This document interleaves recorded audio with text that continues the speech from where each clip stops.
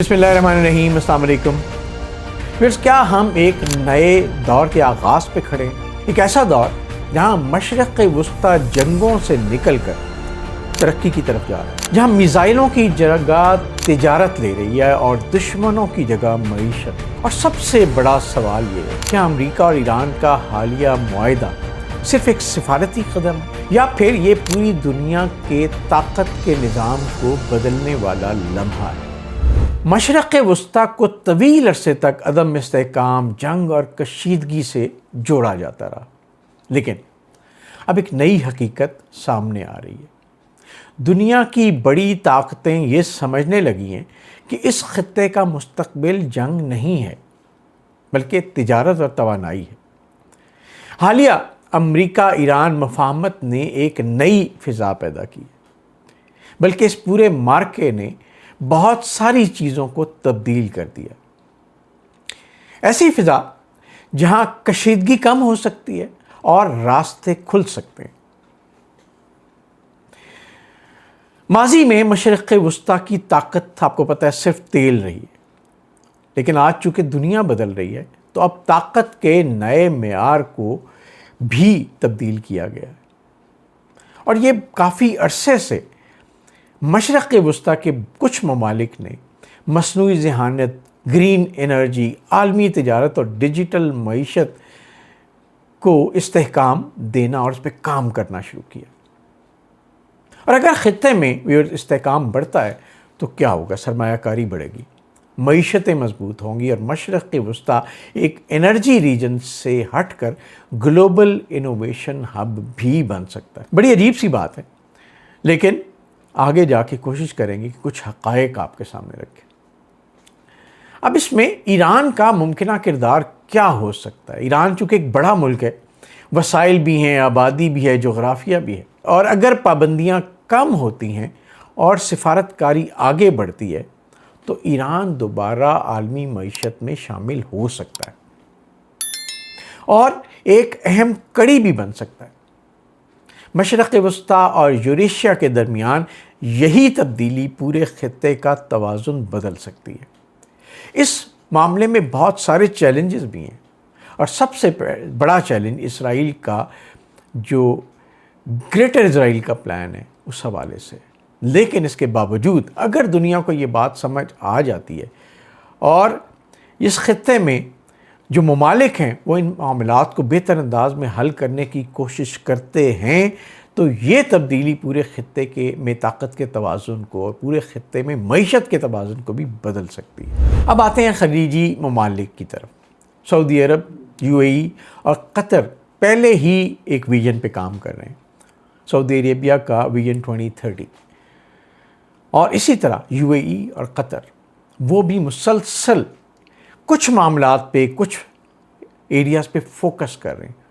वो सिर्फ तेल या गैस पे इन्हिसार नहीं करना चाहते, बल्कि वो बना रहे हैं टेक्नोलॉजी सेंटर्स, सेहती मईशत, ग्रीन एनर्जी के मंसूबे और आलमी सरमायाकारी हब।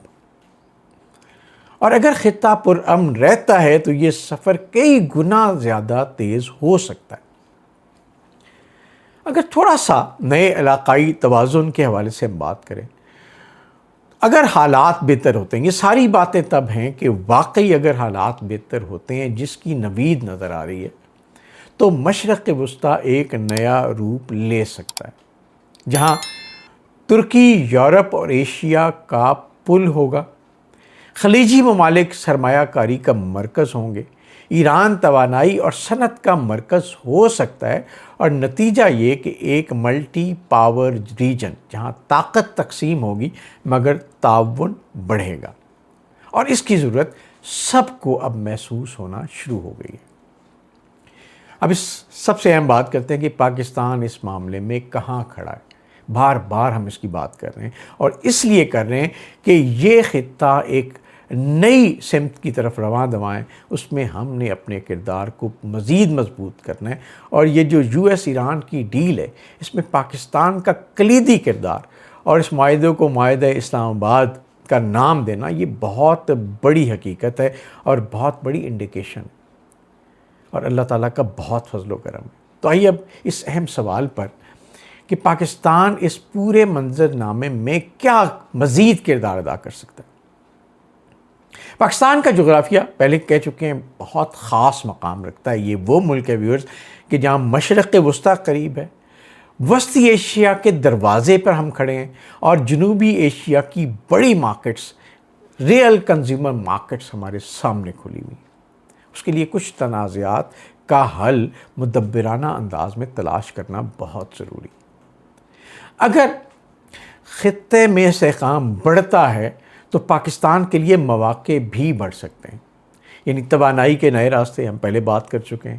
گوادر سی پیک ایک ایسی کی ہے جو کہ دنیا میں ہر توانائی کے راستے کو سپرسیڈ کر سکتی ہے۔ خطے کی ٹرانزٹ تجارت، لاجسٹکس اور کوریڈورز اور سفارتی اہمیت میں اضافہ۔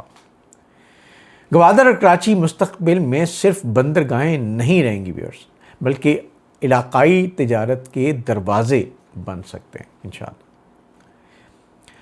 اب تھوڑا سا جائزہ لیں ایران پاکستان کے تعلقات کا، جو کہ پچھلے کچھ مہینوں میں ڈرامائی انداز میں مختلف ہوا ہے۔ اس سے پہلے ایران اور پاکستان کے تعلقات ٹوٹلی مختلف تھے، لیکن یہ جو ایک ٹرن آیا ہے اس نے اس پہ بڑا سگنیفیکنٹ اثر ڈالا ہے۔ پاکستان اور ایران کے طویل سرحد مستقبل میں ایک بڑا اقتصادی موقع بن سکتی ہے۔ اس کے لیے دونوں ممالک کو کولیبریٹ کرنا بھی بہت ضروری ہے۔ اگر استحکام بڑھتا ہے تو سرحدی تجارت بڑھے گی، توانائی کے منصوبے آگے بڑھیں گے اور علاقائی روابط زیادہ مضبوط ہوں گے، اور یہی وہ جگہ ہے جہاں کمپٹیشن سے زیادہ کنیکٹیوٹی اہم ہو جاتی ہے، اور دنیا نام ہے توقعات کا اور اپرچونٹیز کا۔ تو 2035 کا اگر ممکنہ منظرنامہ دیکھا جائے تو اگر حالات اسی سمت میں گئے جس میں ابھی چلنا شروع ہوئے ہیں تو 2035 کچھ یوں ہو سکتا ہے ویورز۔ ریاض AI اور innovation centre, Dubai global finance hub, Tehran صنعتی بحالی، استنبول تجارتی پل، اور پاکستان ریجنل کنیکٹیوٹی ہب، یہ ایک ایسا منظرنامہ ہے جو کہ اس پوری معیشت، جو آنے والی دنیا کی معیشت ہے، اس کی تقدیر بدلنے کے لیے اب ایک سمت میں بڑھنا شروع ہو چکا ہے۔